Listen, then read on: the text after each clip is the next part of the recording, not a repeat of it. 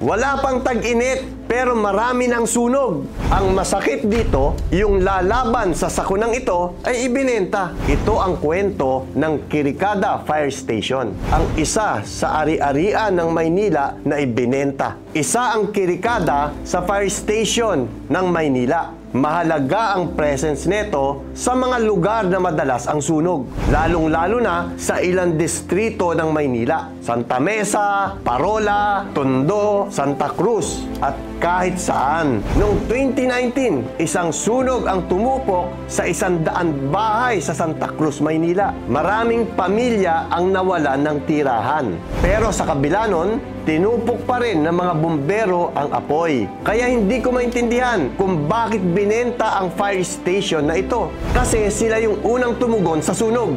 Parte sila ng LGU ng Maynila. Bakit kailangan silang ibenta? Hindi ba dapat ang taong bayan ang unang makikinabang sa kanila? Lalo na ngayon, ang init-init, sunod-sunod pa ang sunog. Manilenyo dapat ang nakikinabang sa Kirikada Fire Station. Dapat may pananagutan ang LGU sa kanila.